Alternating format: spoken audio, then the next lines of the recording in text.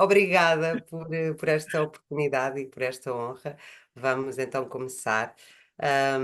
Hoje vamos ter uma conversa com o Lama Rinchen, um homem com uma história fascinante, de grande sensibilidade e simplicidade, mas com um grande desafio. A certa altura, o Lama Rinchen foi um homem que sentiu um apelo forte, ainda numa fase de vida jovem, em que já era empresário na área da agronomia e da alimentação, e partiu em busca daquilo que fez um sentido tão forte, tão grande, que foi impossível de ignorar, porque estava dentro dele, estava latente. Trata-se da espiritualidade. Hoje desenvolve a sua prática no mosteiro Sakya Tsarpa, no Brasil. O monge Rinchen tem vindo a dedicar-se a práticas e estudos e tem viajado pelo Brasil e pelo mundo para ensinar o Dharma com simplicidade e uma atitude isenta e de abertura.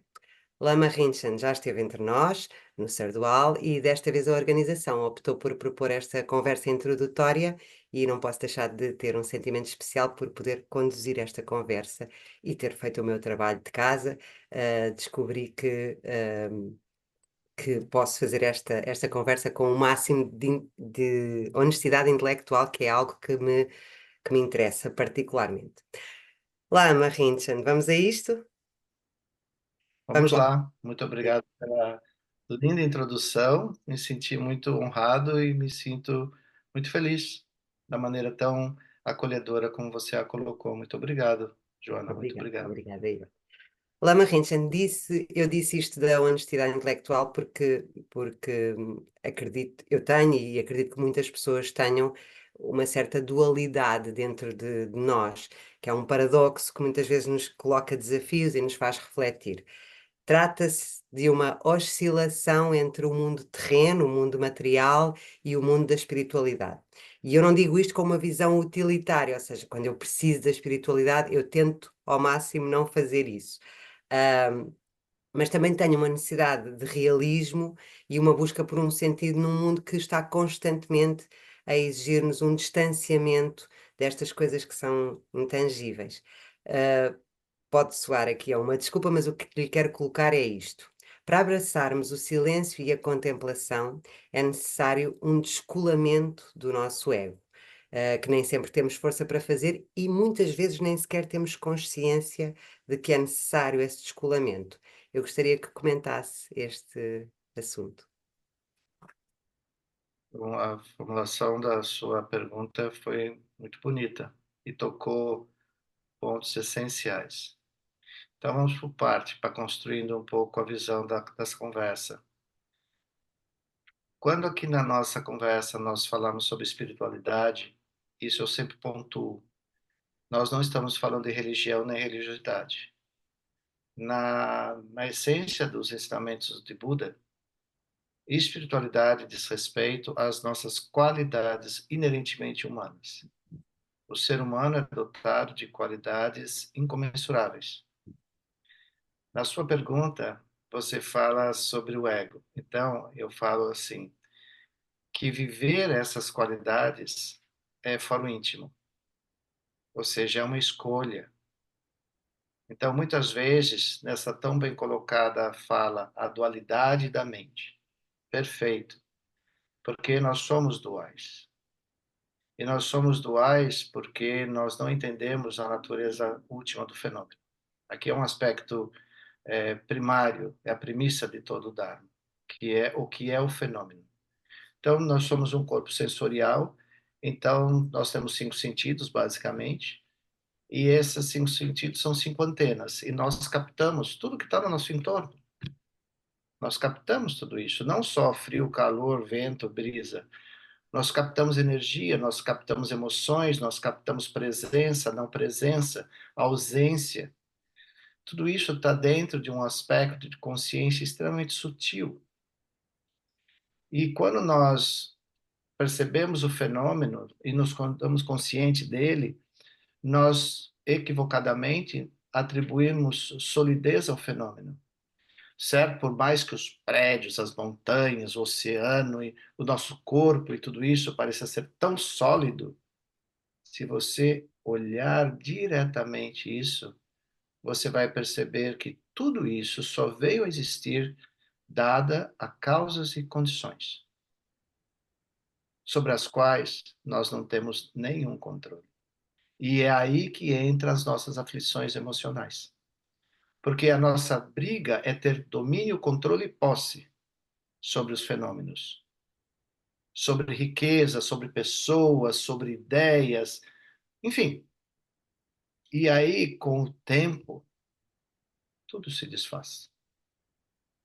As pessoas se vão, de alguma maneira, elas morrem, elas se mudam, elas não querem mais ver a gente na frente delas. Elas se vão. Nossos empregos estão sólidos, acabam. Nosso dinheiro no banco, acaba. Nossa beleza física, se houve alguma, acaba. E aí nós fazemos o quê? Nós nascemos, crescemos, envelhecemos e morremos. Não há como mudar isso. E apesar de ser tão lógico, nós não acreditamos nisso. E nós vamos no velório, enterro de amigos, mas nós não nos vemos naquele lugar.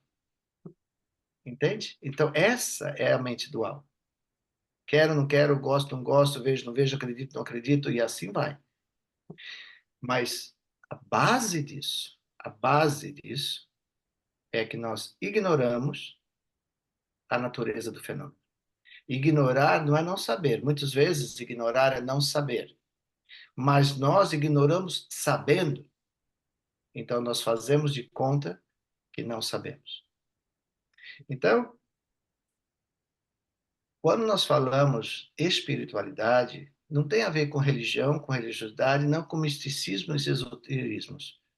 Espiritualidade, perdão, tem a ver com reconhecimento da generosidade humana, da ética humana, da paciência humana, do esforço humano, da necessidade de nós nos concentrarmos no que estamos fazendo, da vigilância sobre tudo isso e da sabedoria de saber entender isso. A parte disso, esse ser humano é dotado de ternura, de afeto. Na verdade, nós somos mamíferos. Então, o que nos nutre é ternura e afeto. Isso já vem do ventre da nossa mãe. E depois, quando nós nascemos, as pessoas que assumem esse lugar de nutrir e alimentar essa ternura e esse afeto. E essa ternura e esse afeto, quando reconhecido, nos encaminha ao aspecto retributivo disso. E aí nós começamos desde pequenininho tentar cuidar da mamãe. A mamãe está doente, vamos levar chazinho para a mãe. Aquelas brincadeiras de criança. Mas essas brincadeiras representam verdadeiramente essa expressão latente que está aí e que quer florescer. Nem sempre os ambientes permitem que isso aconteça. Ok, né? Mas está aí, está aí. Então, depois que essa ternura, esse afeto vai se desenvolvendo, nós passamos a brincar de cuidar da mamãe, da vovó, do irmãozinho, da boneca. Isso começa, nós vamos crescendo, isso, se bem nutrido, isso vai evoluindo no sentido de cuidarmos um dos outros. Então, há intrinsecamente uma natureza de cuidar, de ter um interesse legítimo pelo bem-estar do outro, empatia. Uhum. E quando essa empatia se torna um movimento e eu vejo alguém sofrendo, eu, de alguma maneira, nem sempre eu tenho os recursos todos, mas há em mim, naturalmente, uma vontade de possibilitar que aquele sofrimento seja curado. Isso chama-se compaixão.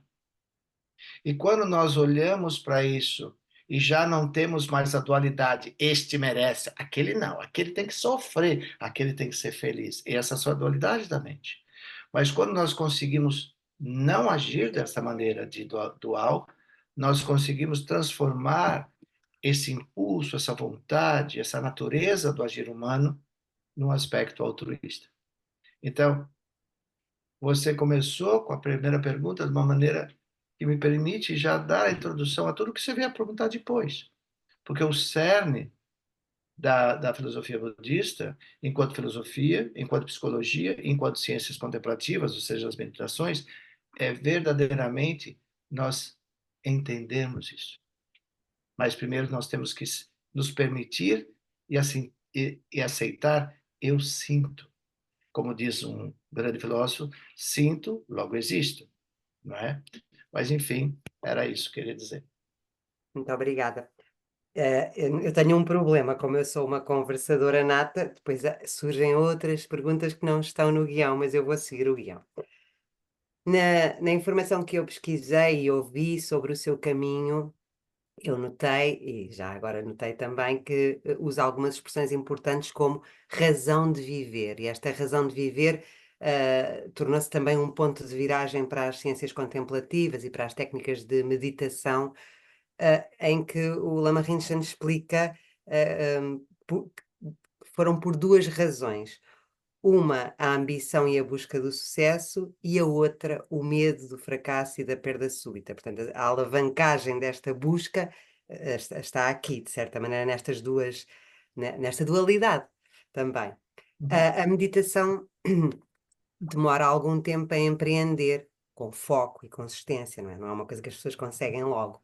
Obriga-nos ao exercício de estarmos conosco, de estarmos em silêncio, um silêncio que está cheio de ruído, a princípio, e depois vai serenando, não é?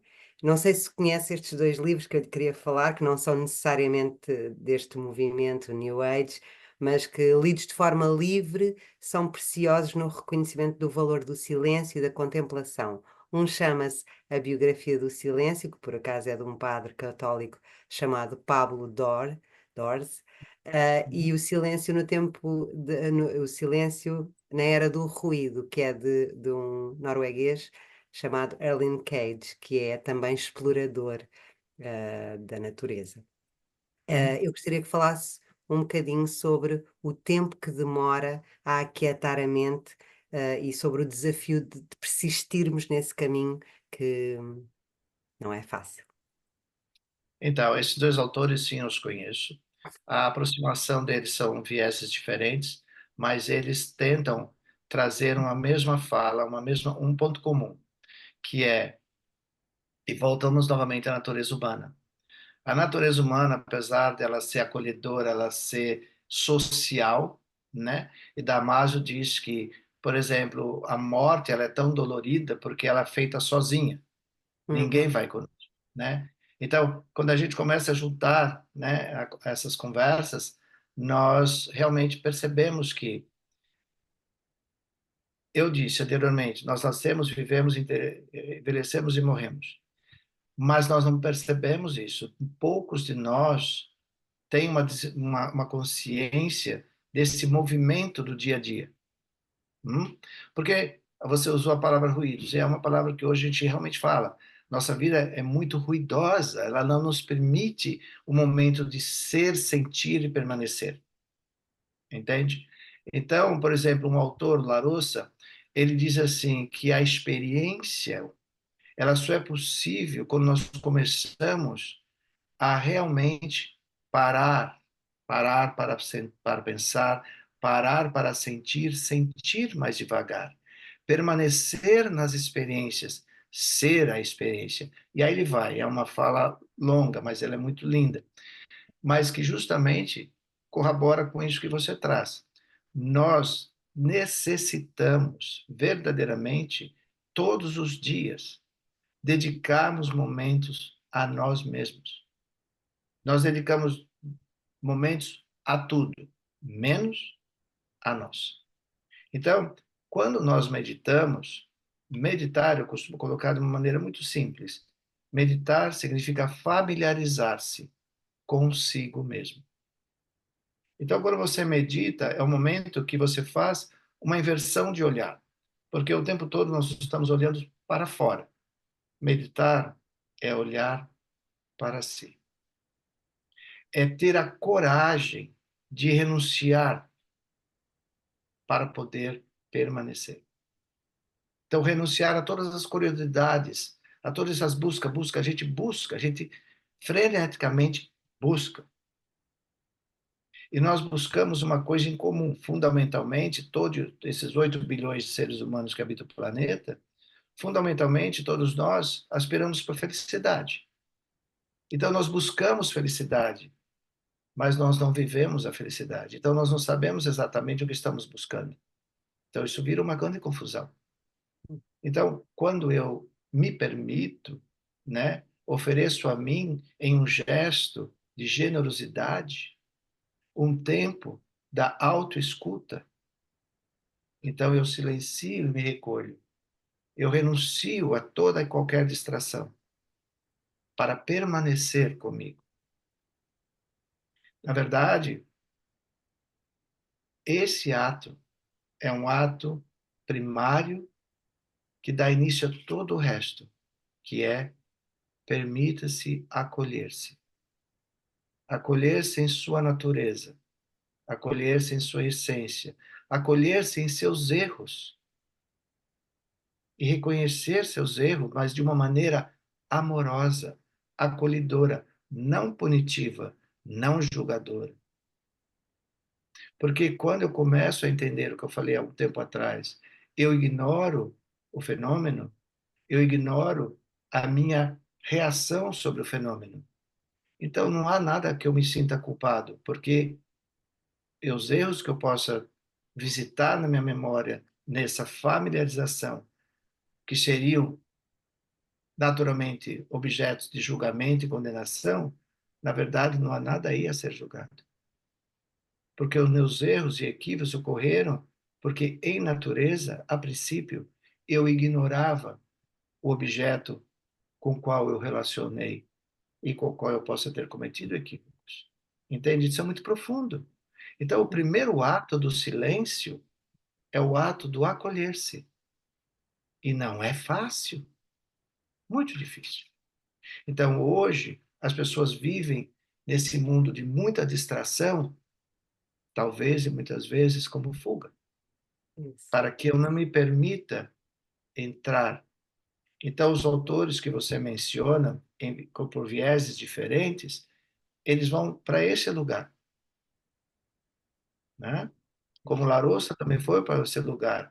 Como existe um livro maravilhoso chamado A Mente Incorporada, de Varela, dialogando com outros autores, que ele vai falar justamente essa natureza dessa mente. Ele chama mente incorporada porque é uma mente, é uma essência. Mente não é cérebro, no princípio budista, tá? Mas há uma essência, uma mente que está incorporada, ela está nesse corpo. Então, agora, a partir disso, ela se relaciona com o universo do seu entorno a partir dessa experiência, a partir dessas consciências. Então, você já colocou na pergunta, é fácil? Não, não é. É rápido? Também não. É isso. Porque é de cada um, é de cada um. Aí eu vou pegar um pouquinho emprestado sua fala, a honestidade intelectual de permanecer consciente em sua meditação e não usar a meditação como uma delusão da mente. Ou seja, eu vou criando máscaras que ao invés de eu tirar as máscaras, eu vou colocar outras para ter a sensação de que eu estou progredindo na minha meditação. Então, meditar é um ato solitário, como a morte é. É um ato de visitar a sua história, como o momento da morte também é. É um ato de ressignificar seu sentido e propósito, o quanto for necessário. Aí é foro íntimo e história de cada um. E permitir-se saber essa parte mais bonita, que você é livre para fazer. Então, meditar é um ato de liberdade, é um ato de libertar-se. Mas não é fácil, porque, imagina, nós temos memórias, temos emoções, e quando, no silêncio da meditação, pelo próprio fluxo natural dos pensamentos, quanto mais eu silencio, mais eu vou adentrando as camadas do meu subconsciente, e aí há camadas que eu nem sei de onde vem. E aí o budismo, obviamente, tem a provisão, o budismo tem a provisão que eu posso visitar memórias que não pertencem somente a essa experiência de vida. Então, mas isso é um aspecto da filosofia budista. Mas eu gostaria de deixar aqui uma coisa muito, um convite, né, a quem estiver ouvindo o que nós estamos conversando, a saber que não existe momento de maior liberdade e libertação do que as meditações vão poder oferecer. Ou Porque é o seja, conhecer-se, é olhar para si, sabe? Às vezes aí em Portugal, eu não sei como se diz isso, mas muitas vezes na nossa vida a gente tem coisas e fala assim, nossa, eu já estou com essa idade, já tenho este conhecimento, eu gostaria de estar vivendo um outro momento, mas o passado não me larga, eu não consigo. E é verdade. sim, sim. Só que será que nós estamos tendo a coragem de renunciar o passado para que o momento presente possa verdadeiramente existir? Ou Então, eu pego seja, emprestado também uma fala de Hipócrates que diz: antes de oferecer a cura a alguém, pergunta se ela está disposta a renunciar a tudo aquilo que a fez doente. isso é importante. Portanto, também estamos a falar de perseverança, paciência, não é? Dar tempo e, ou Exatamente, seja, por isso que eu não mencionei desistir. anteriormente as Não, qualidades, sim, a paciência, a tolerância, o tempo necessário de maturar as coisas. Mas existe um eixo, Joana, essencial, que é o eixo ético. Mas não é o ético político. Vamos deixar o ético político fora disso. É o ético da humanidade. Ética na humanidade significa dizer o que eu penso, o que eu falo e o que eu faço jamais tenha como consequência ou resultante o sofrimento de outros e o meu próprio. Então, imagina que essas 8 bilhões de seres humanos que fundamentalmente buscam por felicidade cultivasse somente esse pensamento. Que eu não cultive pensamentos que tragam uma visão de sofrimento a outra pessoa. Que eu não tenha ambição, egoísmo, mesquinhez. Basicamente, né?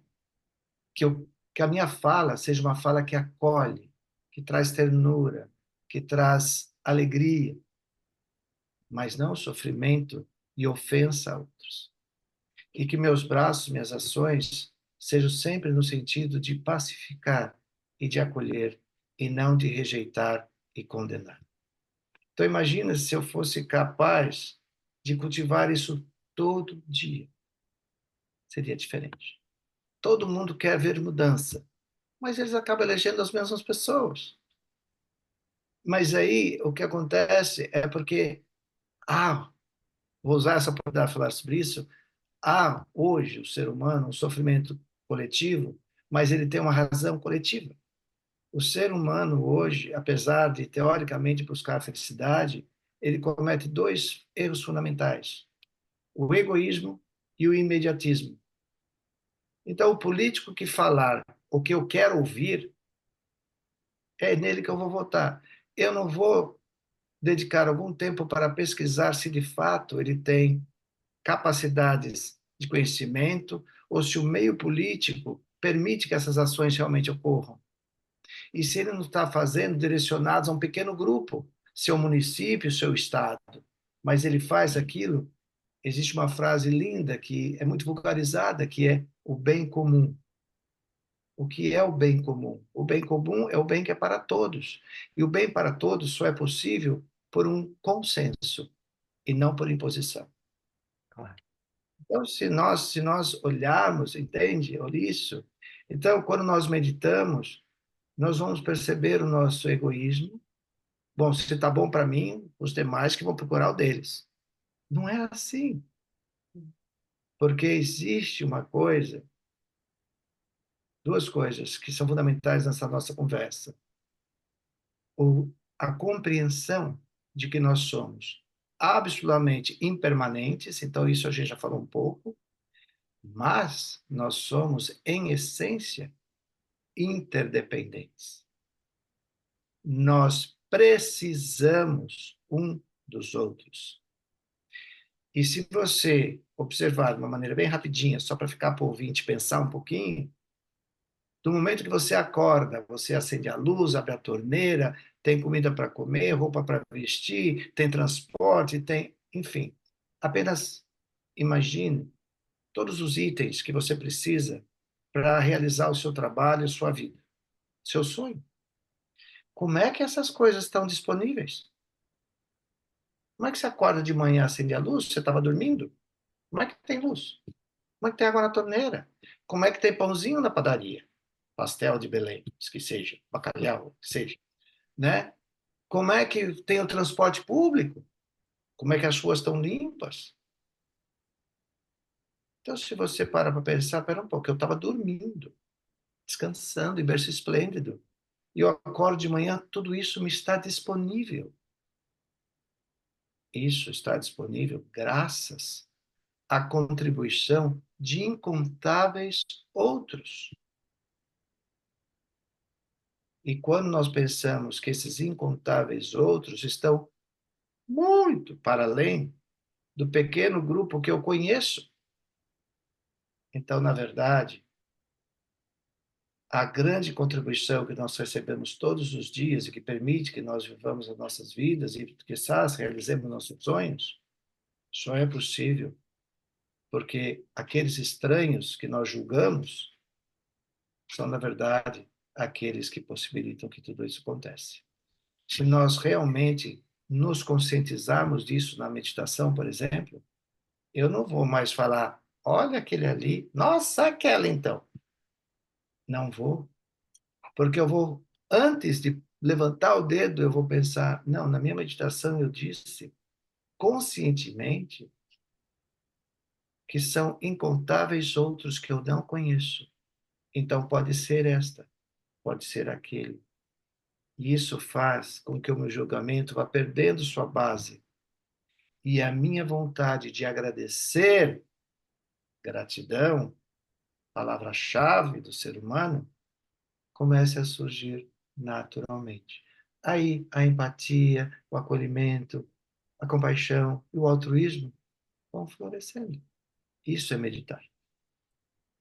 É tão difícil conversar consigo no sentido em que é super fácil e depois as coisas aparecem muito. Apareceram-me duas ideias, eu tenho que partilhar. Uma é que a ausência de julgamento é uma libertação. Não é para comentar porque é óbvio, não é? Eu penso que quanto mais gente souber isto, melhor estaremos. Porque Ok, nós condenamos muito os políticos, mas nós precisamos ver se nós não estamos fazendo as mesmas coisas. isso.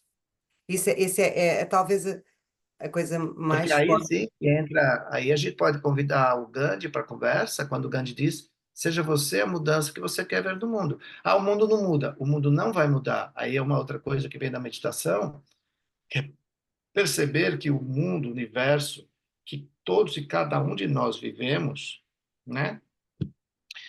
Ele é a experiência da consequência das minhas ações. Também. Mas eu não posso pedir para o José mudar e o mundo meu vai mudar se eu não mudar a minha percepção de mundo. Se eu não mudar a minha percepção e junto com ela eu não mudar as minhas ações. Então a ética, ela é difícil porque ela na leitura ela significa adequar, ajustar as nossas próprias ações. Porque o mundo que nós vivemos, nosso mundo, cada um tem seu universo e o coletivo é a resposta desse mundo. Nós vivemos a resposta das nossas ações. Isso. Então, se eu quero que a resposta do mundo a mim seja diferente, primariamente eu tenho que mudar a minha ação, que vai gerar essa reação. Eu não posso ficar sentado esperando que o mundo mude se eu não mudo a minha ação que gera essa resposta. Entende? As pessoas não querem pensar isso, elas querem, nessa visão equivocada e confusa, elas querem que o mundo mude, que os outros mudem, para saciar o meu ego e a minha necessidade. Mas eu não me movo no sentido de saciar a necessidade do outro. Isso é fundamental. Eu tenho que entender isso se eu quero que alguma coisa aconteça. Agora,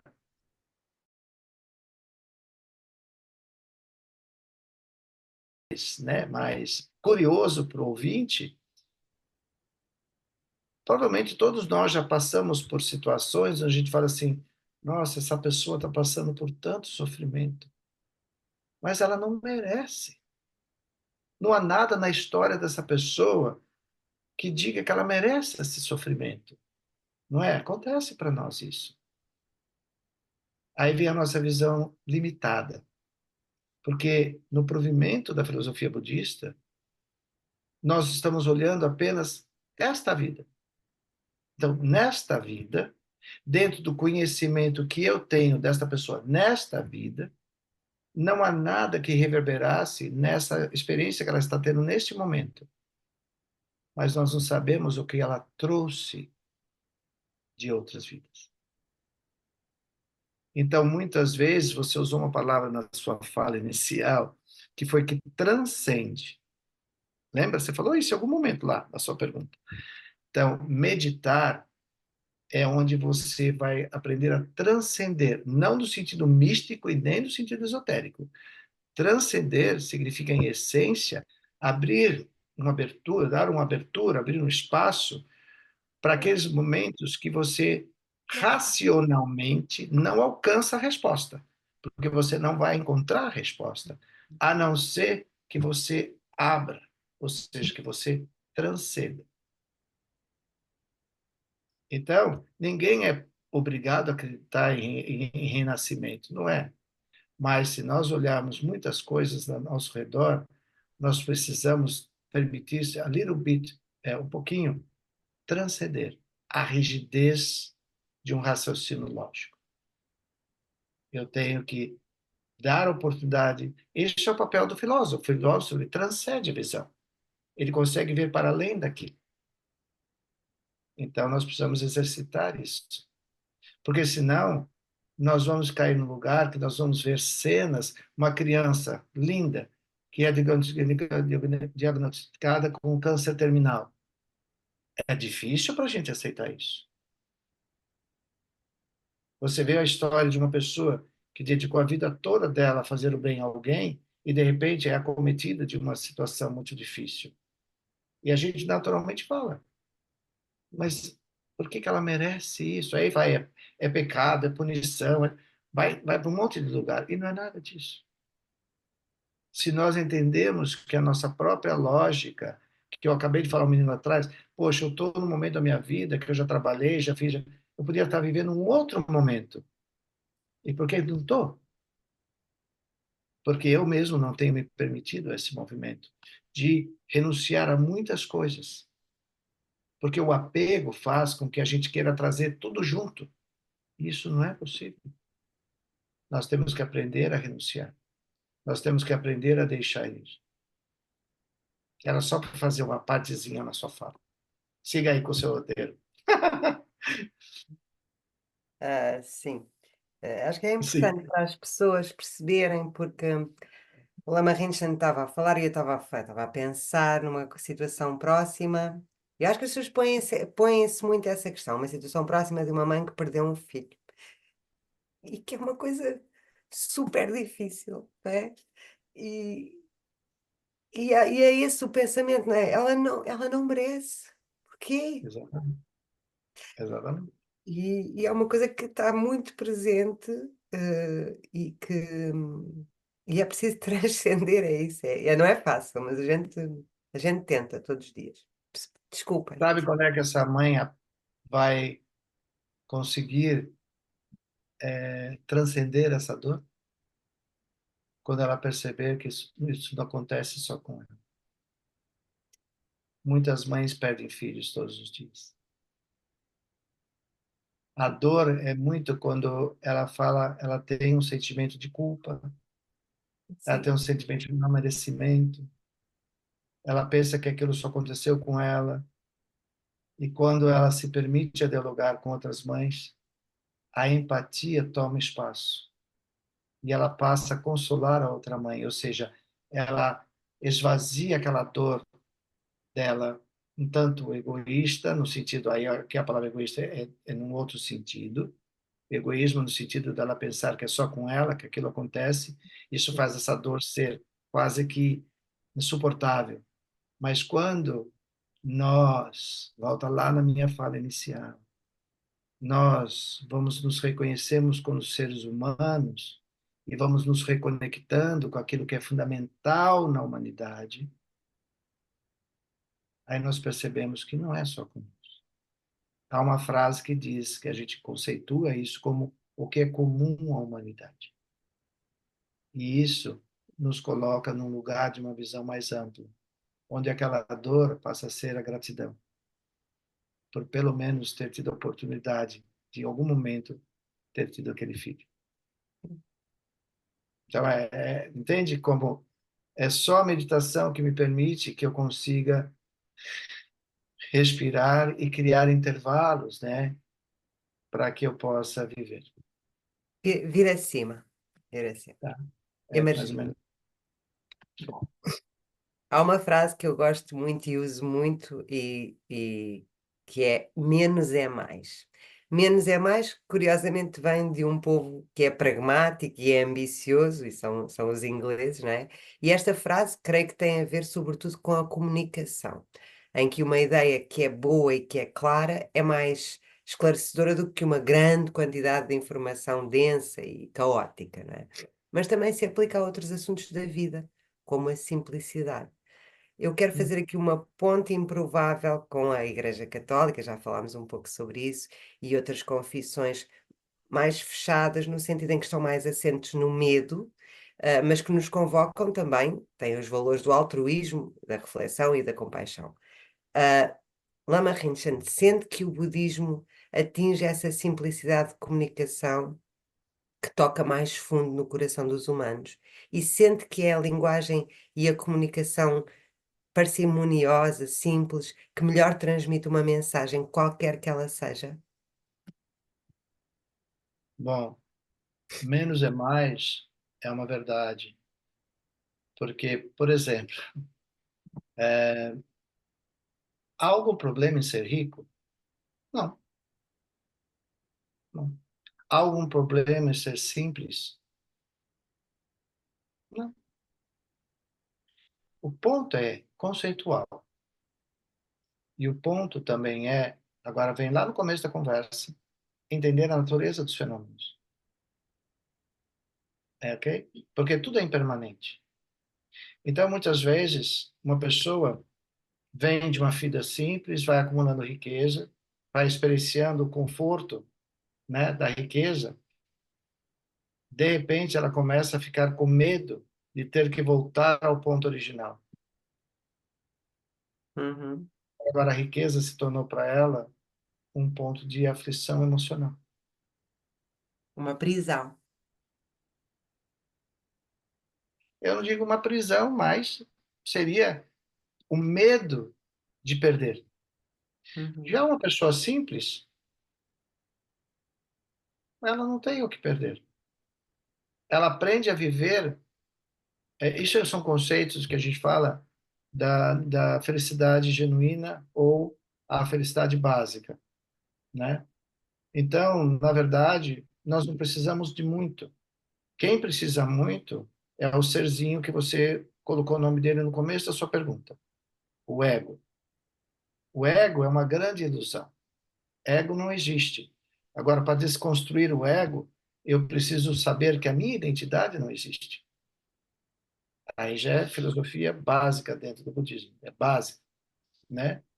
Porque para eu existir como identidade, né, eu teria que não ser dependente de nenhuma causa e condição para existir, o que não é verdade. Olha. Nós dependemos do nosso pai e mãe minimamente, nem que tenha sido por alguns minutos, para vir ao mundo, ou seja, para ser concebido. Para vir ao mundo, eu dependi de incontáveis outras causas e condições. E para estar vivo nesse momento falando com você, incontáveis outras causas e condições. E que eu disse no começo, na introdução, nós não temos controle sobre isso. Então, se você tem uma vida, né, materialmente muito confortável, desenvolva a gratidão. Mas, para que isso não se torne medo, compartilhe o máximo que você puder. use todos os recursos materiais, intelectuais, físicos, compartilhe isso. Transforme isso num gerador de felicidade a outros. Ao fazer isso, você vai perceber que isso só se multiplica e que nunca é causa de medo. Então, o medo vem associado ao egoísmo, ao ego, ao status. Manter status custa muito da nossa vida. Então, se nós imaginarmos quantas horas a gente gasta na frente do espelho, e aí eu adoro fazer essa pergunta, você está se bonecando para quem? Porque vai ter gente que vai achar que você está horrível, e vai ter gente que vai achar que você está linda. Ou seja, espera um pouco, você está fazendo isso para quem? Ah, é para mim. Tá. É para esconder algo? Então, no hospital a gente aprende muita coisa. Muita coisa. É quando a gente consegue começar a ver, nossa, quanto tempo eu desperdício, menos será sempre mais. Por que que eu não posso ir com uma roupa simples? Por que que eu tenho que ir com grife? Por que que eu tenho que ir? Quanto do meu tempo e energia de trabalho eu gasto só para comprar roupa bonita? E emocionalmente eu estou um lixo. Mas eu passo um creminho, eu estou lindo. Então, o menos me permite ser muito mais do que o muito não me deixa ser. Muito boa. Então, Muito boa. quanto menos a gente cultivar a ilusão, ilusões, máscaras, mais nós vivemos. Nós buscamos liberdade, não é? Aí depende o que cada um de nós entende como liberdade. Então, Sua Santidade Dalai Lama diz assim: ajudar uma pessoa que tem uma vida simples é muito mais fácil do que ajudar uma pessoa de grandes posses. A pessoa simples, a necessidade é material. A pessoa de muitas posses, a necessidade é espiritual. Aí que é importante entender o que eu disse no começo. Espiritual não é religião, religiosidade, catequese. Espiritual significa ela conseguir se libertar dos aprisionamentos da ilusão, para que ela possa viver a essência das qualidades dela em plenitude e fazer uso da materialidade dela, ou seja, da riqueza material que ela possa ter, para promover felicidade a outros. E isso é o conceito de felicidade no Dharma, ele é muito lindo. Mas uma das coisas que simplifica esse conceito é dizer assim: a minha felicidade vem de ver que eu posso prover felicidade a outros. Então, ver o outro feliz é o que me faz feliz. A felicidade ela é coletiva. Ela não é um algo individual. Se ela é individual, ela é egoísta. A nossa conversa tem sido pautada por palavras-chave. Eu gosto de fazer as conversas assim, porque isso depois permite-nos ir por aí afora, relacionar uns com os outros. Acho muito interessante esse desafio. E a quarta pergunta tem a ver com a natureza mesmo selvagem. Tanto no budismo como no shintoísmo, por exemplo, que eu já conheci um pouco e estive mesmo em templos sintoístas e senti coisas muito importantes. A carga divina está muito ligada à natureza. Portanto, a ancestralidade dessa relação perdeu-se de alguma maneira no mundo moderno. Nós não valorizamos os ecossistemas, as relações que existem entre eles, nem sequer achamos já muito interessante a vida selvagem, pelo menos é a percepção que eu tenho, até como professora. A natureza é cruel, muitas vezes. Os programas de vida selvagem são duros. Eu vi, por acaso, há pouco tempo, que eu gosto muito de ver, aquilo acalma-me. O hipopótamo bebé que foi devorado pelos crocodilos enquanto também se distraiu uns segundos e, e ficou impotente. E é uma coisa violenta, é uma violência que até é inadmissível nos dias que correm, porque a cultura do cancelamento e a censura da violência também estão muito presentes na atualidade. Ah, eu não estou a fazer nenhum julgamento. Nós aprendemos no confronto com a dor, com o grito agudo do sofrimento, o que é que nós podemos aprender em dor, Lama Rinchen?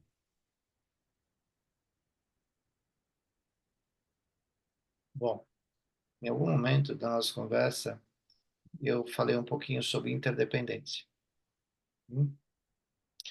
Então, e falei também que nós somos um ser biológico, tá?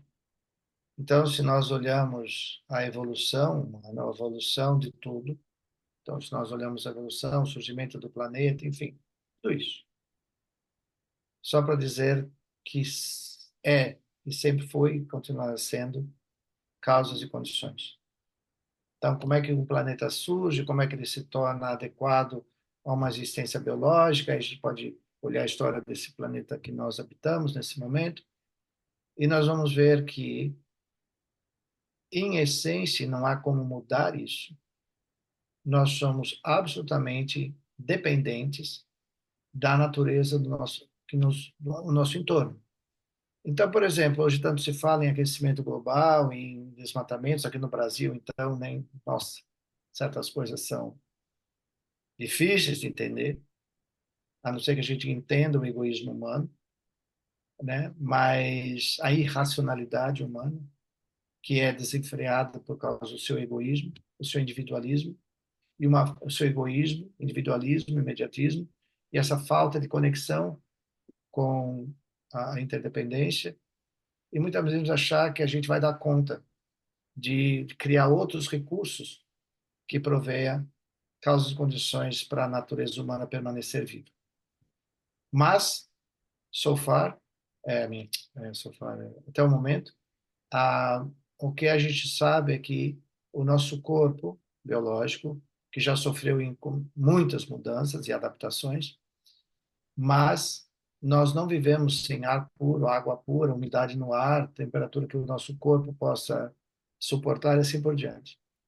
Então, quando nós falamos em adoecimento ou enfermidades, na filosofia budista, ela não fica simplesmente nas doenças catalogadas, mas a enfermidade maior é essa enfermidade da não compreensão, porque ela é uma enfermidade que ela se desenvolve através do desequilíbrio.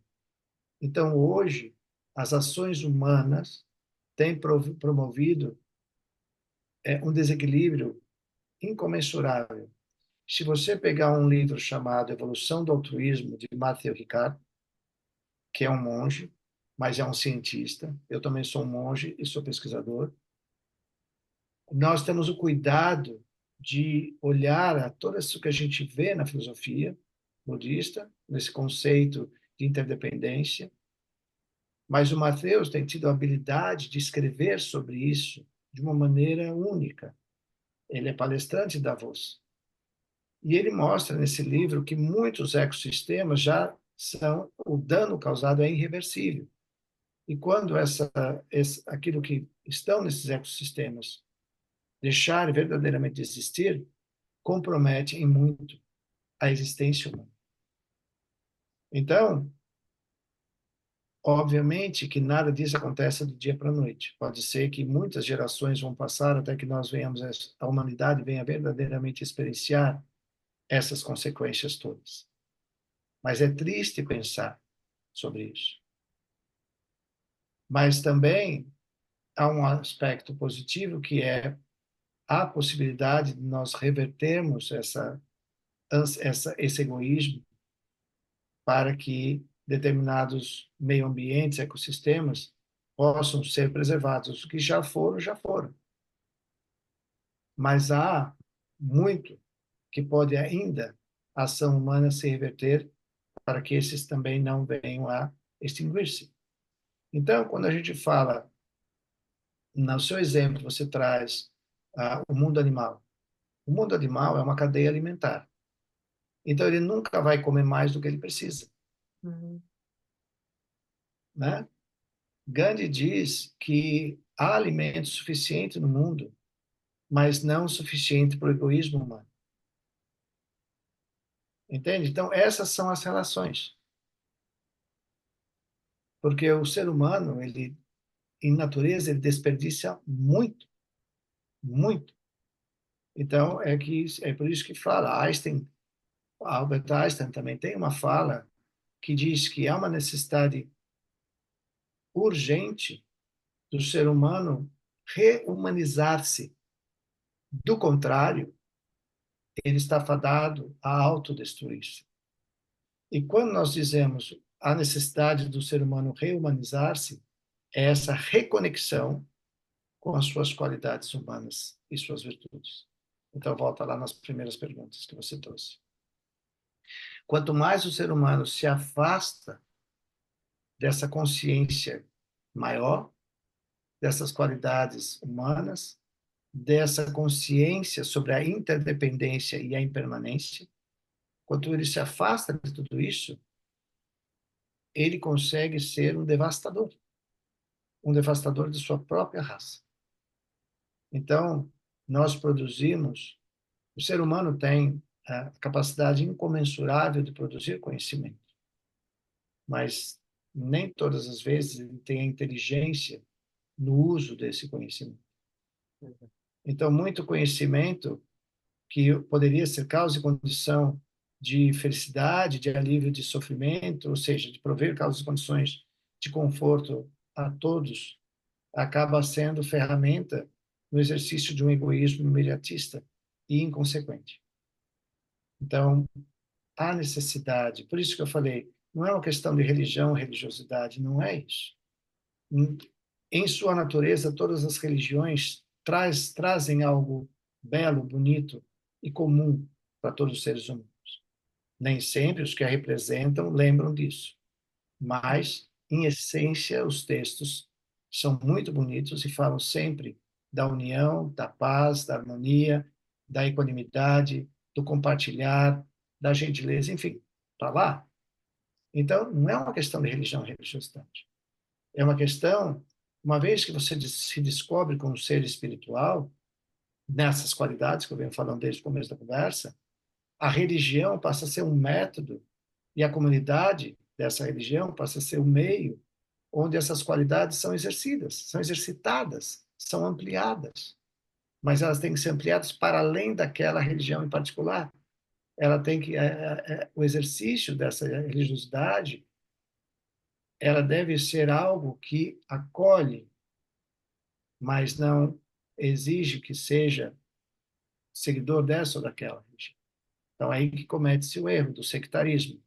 Então, é extremamente importante a gente entender que quando a gente fala de espiritualidade, nós estamos falando da grandeza do ser humano e que ela pode ser exercida de diferentes maneiras, diferentes métodos. E aí os métodos são as religiões e o exercício disso é a religiosidade, para usar esses termos comuns. Mas antes de você escolher uma religião, uma prática de religiosidade, você deve, em essência, reconhecer a sua humanidade. Em essência, reconhecer a interdependência. Em essência, reconhecer que nós verdadeiramente precisamos um do outro, independente de nacionalidade, de cor, de credo, de orientação sexual, de classe social e assim por diante. Essa é a verdadeira prática espiritual. Se algo na sua religião exclui, alguma coisa está errada, não com a sua religião, mas com a sua compreensão da religião. A Então, interpretação. nós precisamos, hoje é urgente que a gente venha se preocupar com o meio ambiente, é urgente isso, é urgente a gente perceber os nossos desperdícios, é urgente a gente se preocupar com o bem-estar um do outro, porque nós somos interdependentes. Você não pode se você vê que o mundo foi se isolando em condomínios. Eu não sei se é assim que fala em português de Portugal. Condomínios são aqueles lugares de residências lindas, cercados por muros altos, com vigilância, mas você vai trabalhar fora do condomínio. Aí você vai ter que enfrentar as consequências deste apartheid, dessa separação. É na rua. Você não vai viver num gueto. Então, no exercício dessa liberdade, você acabou retirando a sua própria liberdade e fazendo surgir medos, julgamentos e assim por diante. Então, a gente tem que urgentemente buscar recursos no sentido de nós aprendermos a ouvir, a ler, a refletir, contemplar. E agora eu vou fazer uso da sua frase inicial, quando você fala da responsabilidade intelectual. Aqui eu vou fazer um convite a todos nós sobre isso. Conhecimento é uma coisa, ter a coragem de viver esse conhecimento é outra. Então, se eu navegar somente no conhecimento intelectual e que esse conhecimento não crie pontes verdadeiras entre mente e coração, esse conhecimento não vai valer de nada. Então, eu tenho que pensar com amor e amar com inteligência. Então, eu tenho que fazer esta ponte. E essa ponte é a espiritualidade. Muito interessante esta última relação. Esta tem que ficar. Uhum. Bom, vamos então à gratidão. Lama Rinchen é uma palavra que, isto é a minha opinião, é uma palavra, e perdoa-me o sentido egoísta com que o disse, mas estou também aberta à desconstrução. Mas é uma palavra que de tanto uso se tornou quase vazia de significado, às vezes, porque também é utilizada com, como é que se diz? Ahm, numa- de Uma uma palavra forma. feia, fala-se vulgarmente. Sim, e eu ia até dizer uma outra pior, Verdade. Hipocrisia. porque eu no meu lado dual também tenho coisas que são difíceis. Bom, mas isto não se trata de mim. Ah, ou seja, significou-se, se é que posso dizer assim. E aqui quero introduzir uma frase que a minha avó dizia muitas vezes para mim e que eu recordo muitas vezes, e vou citá-la porque ela dizia assim: Filha, e ela dizia com seriedade, pode estar toda a vida a deitar as mãos para o céu, a agradecer, que nunca poderás agradecer tudo o que tens. Ela dizia isto até ao fim. Ahm, ou seja, isto permitiu-me saber-me rica. Eu sou uma pessoa rica. Ah, e praticar esse agradecimento interno é mais importante do que dizer a palavra gratidão, até que perca o sentido. Ou seja, é uma reflexão íntima, digamos assim. Porque é que nós, seres humanos, temos de gastar tudo, inclusive as palavras?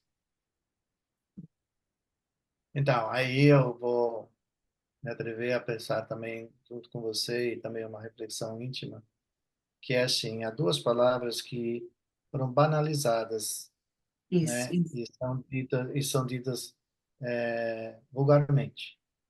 Uma é gratidão e a outra é amor. Hum.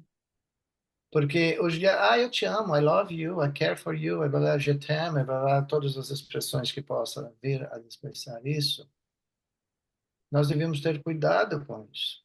Porque, em essência, quando eu amo alguém, eu dou liberdade a ela. Amar alguém é dar liberdade para que ela floresça, comigo ou sem mim. Então, o amor se confunde com apego, com cercadinho e com atrevimento de dizer eu sei o que você precisa para ser feliz. Isso é um atrevimento, é uma arrogância, é um desrespeito dizer a alguém eu sei o que você precisa para ser feliz. Se você sabe, você não tem usado para você mesmo. Aí vem a autocompaixão, que eu não esqueci que você falou no começo que você queria falar sobre isso. mas é que vem justamente associado a esse tipo de colocação. Porque gratidão é assim, ó, uma brincadeirinha, né, que eu já comecei a falar ela antes, mas eu acordei de manhã, eu acordei, ai, eu não morri. Primeira coisa, eu acordei, eu não morri. Eu acordei e o meu corpo está funcional. Eu acordei e me dou conta que eu tenho um lugar para morar, eu tenho roupa para vestir, comida para comer. Talvez eu tenha até um trabalho que me remunere para eu pagar minhas despesas. Só de ter consciência é meditar, né? Esse processo de mindfulness, né? Só isso já é de sentar na cama. Obrigado. Obrigado a todas as causas e condições. Aqui estão seres humanos, seres divinos, seja o que for, na percepção de cada um. Obrigado. Gratidão. Agora, essa gratidão fica vazia se eu, consciente dessa condição que eu acabei de dizer, não tiver um propósito. Então, já que eu sou inteligente, estou com o corpo perfeito, funcional, tenho todas essas necessidades básicas presentes na minha vida, eu sou grato, mas eu tenho que expressar essa gratidão. Como que eu vou fazer? O fazer é justamente o propósito. O propósito fundamental é quatro palavras, ou quatro fases. Possam todos os seres ter a felicidade e as causas de felicidade, assim como eu estou usufruindo neste momento. Possam todos os seres estarem livres do sofrimento e de suas causas, como eu temporariamente estou. Possa eu jamais me separar da suprema bênção, ou seja, a maneira como você interpreta isso, pois ali não há sofrimento. E possam todos os seres viverem em equanimidade, livres do apego e da aversão aos próximos e distantes. Então, se eu pensar isso, ao me levantar, o meu propósito vai ser qual? Que seja com quem estiver, seja fazendo o que for, que seja para o benefício e felicidade de todos os seres. E que eu, durante esse dia, que eu também não sei se vou vivê-lo até o fim, dada a impermanência, mas que por quanto ela estiver presente, que eu não cause mal a ninguém. Isso é gratidão. E acima disso, eu nutro o amor incondicional, que é que todas as minhas ações possam reverberar como causa e condição de felicidade a todos os seres. Então, amar a todos os seres significa deixá-los livres e serem felizes a maneira como cada um, dentro da sua percepção de si, escolher para ser feliz, sem julgamentos. Ou seja, Então, há duas partes na gratidão, não é? É essa primeira e essa segunda. E se calhar é essa incoerência às vezes que torna as coisas, não é vazias de significado, mas, como disse, banais. Banais. também eu posso, no sentido assim figurado, entender que amor e compaixão são dois lados de uma mesma moeda. Enquanto a Uhum. compaixão aspira que todos os seres venham a se tornar livres das experiências de sofrimento que temporariamente, sempre vou dizer temporariamente, porque nós podemos esquecer da impermanência, né? Então, que todos os seres que possam estar experienciando algum tipo de sofrimento se tornem livres dele. Esse é um lado da moeda. O outro lado da moeda é o amor, que onde nós aspiramos que todos os seres sejam livres e felizes. Amar é dar liberdade ao outro de vir a ser. Qualquer coisa diferente disso é apego. E É. onde há apego, há ciúmes, há raiva, há ódio, há um arsenal de emoções aflitivas aí. Então eu tenho que realmente entender isso. Ainda dentro da gratidão e do altruísmo, que de alguma maneira devem andar de mãos dadas, percebo agora melhor depois desta conversa. Eu tenho uma dúvida cultural para a qual gostaria da sua reflexão? É a última pergunta. Tem a ideia de que as mulheres estão mais despertas para novas visões sobre os destinos da humanidade, socialmente, emocionalmente, politicamente? Acha que a aproximação à espiritualidade é um fenómeno mais feminino? Isto é mesmo uma dúvida. E acha que, se isso acontece, se é assim, as razões para isso são de índole cultural, têm a ver com com a maternidade, perdão, com a noção de nutrição emocional e de uma coisa que eu chamo responsabilidade emocional, que não é intelectual, mas é essa, no fundo, estive a ouvi-lo e estava a pensar, a responsabilidade emocional que eu concebo na minha cabeça, e até escrevi muito sobre isso, eu tinha uma página de Facebook que se chamava assim, hum, tem a ver com esse sentido de que vem provavelmente da maternidade também, de responsabilidade sobre as nossas ações para que elas não firam constantemente o outro, ainda que não consiga fazê-lo sempre.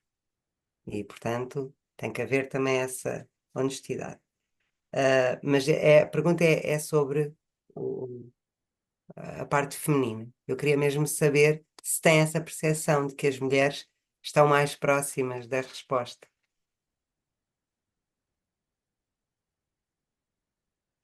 No Brasil tem uma música cuja letra diz que todo homem tem seu lado feminino. Hum. E a música foi conhecida na época, se não me engano, era do Gilberto Gil. Mas, enfim, vamos por partes. Sociedade Dalai Lama, ele diz que a primeira experiência de compaixão ela é biológica e é da mãe para o seu filho. Então, obviamente que a mãe aspira que o seu filho seja livre de qualquer experiência de sofrimento, né? Então, Dalai fala que a primeira experiência de compaixão biológica é o amor da mãe pelo seu filho.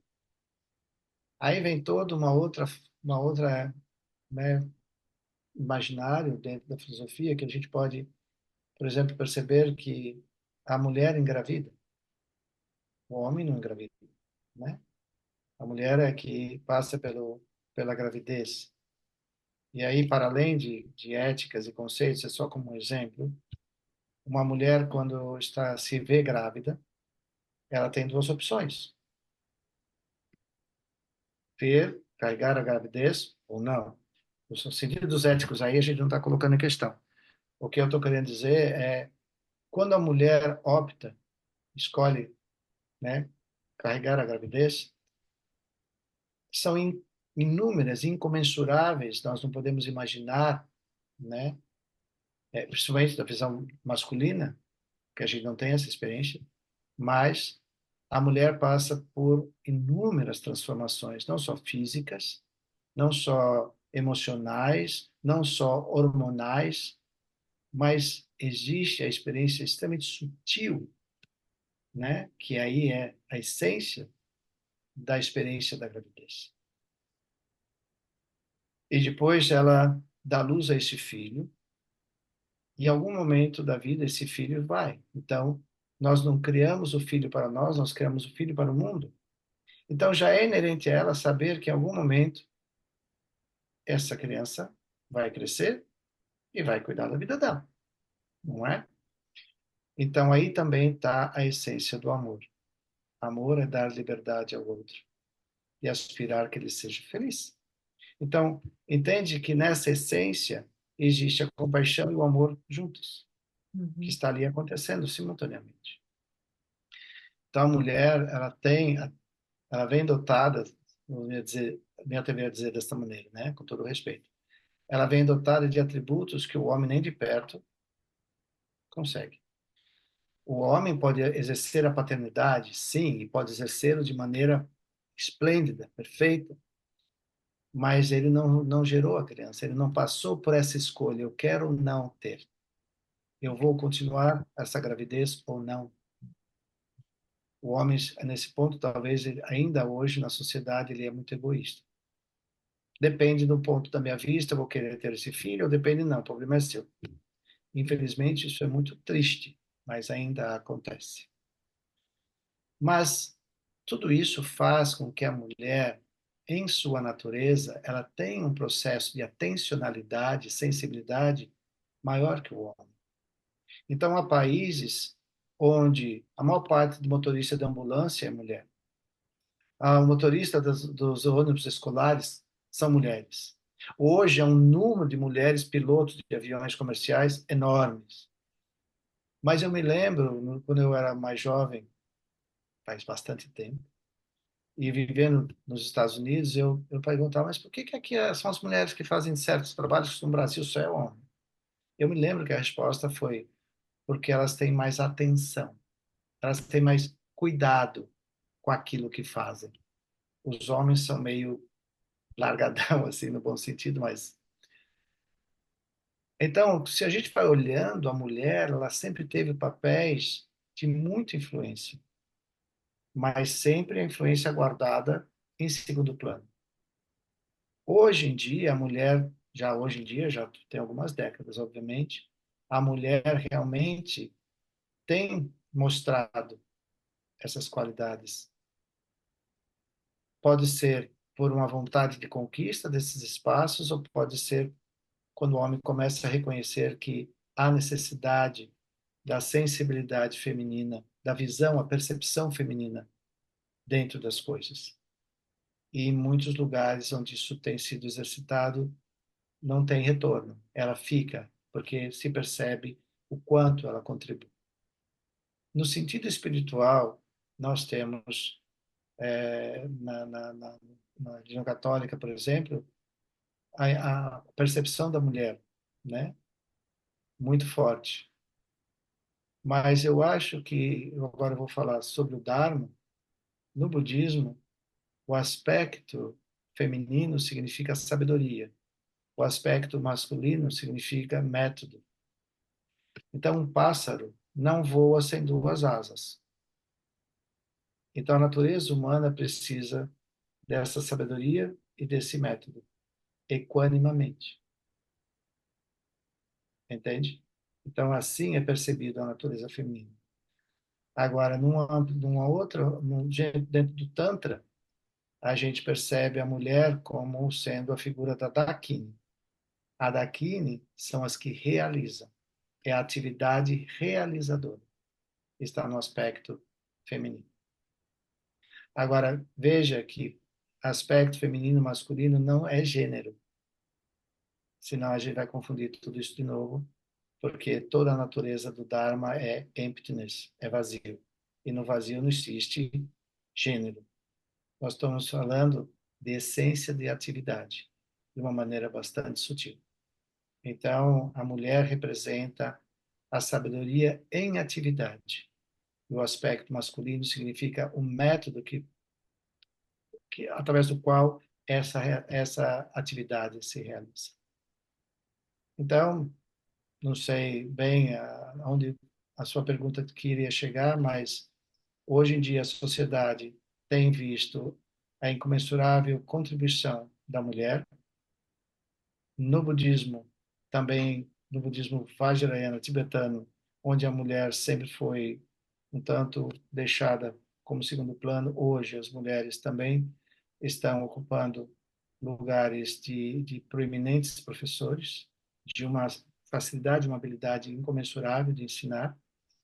Então, eu penso que em todos os níveis, o aspecto feminino, que é tão necessário, porque também o aspecto feminino guarda a coisa da ternura e do afeto. Mas a necessidade, o método para que esse ternura e esse afeto possa ser verdadeiramente causa e condição. Então, como eu disse antes, um pássaro precisa de duas asas para voar. Ele não voa nem só com método, ele também não voa só com a sabedoria. Há necessidade de ter ambos. Então, quanto mais isso for percebido, mais a humanidade pode progredir muito em relação a isso. Essa é a minha opinião, minha percepção Sim, pessoal. Lama, quando eu fiz a pergunta, se calhar não foi claro. Eu tinha mesmo uma curiosidade, é uma curiosidade prosaica, não tem um interesse extremo, mas em termos das pessoas que se aproximam do budismo, que se aproximam de si, dos seus ensinamentos, tem essa percepção ou ignora esse facto porque ele não é, na essência, importante? Era a minha pergunta, tinha mais a ver com isto. Se eram as mulheres que procuravam mais este caminho, era mesmo uma questão mais prática, até para quem nos ouve. hum, refletir um bocadinho sobre isto, não é? Mas se calhar não tem uma resposta líquida. Eu acho que é muito equânime o número de Uhum. mulheres e de homens que procuram. Agora, tem uma coisa que talvez não foi trazida como objeto de pergunta e resposta, mas agora me calhou a pensar sobre isso, a falar sobre isso um pouquinho, se me permite. Não foi uma pergunta, mas o budismo em si, ele não é uma religião, porque o Buda nunca se proclamou Deus, nunca se proclamou profeta, nunca teve a intenção de fundar algo. Quando a gente lê a história de Siddhartha Gautama, que é o nome do Buda Shakyamuni, nós vamos ver um príncipe jovem que teve a curiosidade de saber por que há sofrimento no mundo. Quando ele vê a morte, a doença, o sofrimento, a miséria e tudo mais, para ele, naquele momento, foi impactante a ponto dele dedicar a vida dele a saber se havia alguma maneira de mudar isso. E essa foi a jornada dele, e a jornada foi toda percorrida através de práticas meditativas. Então, o Buda alcança essa visão maior através da meditação, né? Agora, outra coisa é que a gente precisa ver que, quando se aproxima-se do budismo, o budismo tem basicamente três meios de você estudá-lo e praticá-lo. Um é através da filosofia, o outro é através do estudo da psicologia e o outro é através do estudo das ciências contemplativas. Eu chamo hoje de ciências contemplativas para dar uma ênfase maior de que meditação não é, as pessoas têm misconception, Ah, misconception, ah, uma confusão na sim, compreensão confusão, do que é exatamente. meditação. Então, as ciências contemplativas, hoje em dia, meditação é ciência. Meditação está nos maiores centros de pesquisa do mundo, né? Então, meditação deixou de ser acredite se quiser ou vamos para algum lugar. Na meditação você não vai a nenhum lugar. Na meditação você vai ao encontro de si mesmo. Meditar não é buscar uma experiência esotérica, mística. Fui tomar chá com Buda, caminhei nos jardins com Shiva, encontrei Jesus. Não é isso, tá? Meditar significa esse acolher-se e permitir conhecer-se. E nesse autoconhecimento, que é assim que as pessoas mais usam essa palavra, elas vão descobrir tanto as suas qualidades, os seus potenciais, suas competências, mas também vão ter momentos de encontros difíceis, que são momentos de encontro com a sua história, né? Mas saber que essa história pode ser ressignificada. Não, eu não mudo a história. Meditar não é lá no passado e mudar o passado. Meditar significa olhar para tudo isso e exercer esse redirecionamento, significação, no momento presente. Então, você se empodera através desse autoconhecimento e do cultivo das qualidades, existe todo um método de fazer isso, para que você possa galgar outras coisas. Então, eu posso me aproximar do budismo enquanto estudo de filosofia, eu posso me aproximar do budismo enquanto a psicologia budista, que é riquíssima, e posso me aproximar do budismo enquanto uma vontade de ter práticas dentro de meditação, das ciências contemplativas. Eu posso fazer as três, ou eu posso escolher qual delas que eu vou querer fazer. Uhum. E a outra coisa, no budismo não existe conversão, porque não é uma religião. E aí que as pessoas se confundem, mesmo os budistas de carteirinha, me perdoe falar dessa maneira, porque o ser humano é ser humano e eu acabo praticando budismo e sendo sectário. sectário entre as religiões, mas sectário dentro da minha escola. A minha escola é melhor que a sua. Hum. E se eu caio nesses lugares, não estou entendendo, né, o que eu estou praticando. Então, a pessoa pode continuar a sua prática religiosa de berço, quebrou do amor de seus pais, que os nossos pais, por nos amar, trouxe a experiência deles, enquanto prática espiritual, religião, religiosidade, e nós podemos seguir ela, ou nós temos também a liberdade de mudar. Mas não há conversão, não há necessidade de eu falar, não sou mais isso, eu sou mais aquilo, porque isso já seria um trauma. O que eu tenho que ver, muitas vezes, a pessoa, ao estudar o budismo, ela passa a ver a beleza ainda maior da religiosidade, da herança espiritual que seus pais deram a ela. E isso é importante no sentido de reconectar, muitas vezes, com as famílias e aprender o que seus pais fizeram por amor. Enfim, a compreensão vai se expandindo e isso vai pacificando, né, os nossos conflitos interiores e permitindo que a gente tenha experiências mais duradouras de felicidade. E, desculpa, essa pergunta não foi feita, mas Não, eu não, achei eu necessário acho, fazer. eu já disse que acho muito interessante e é muito importante.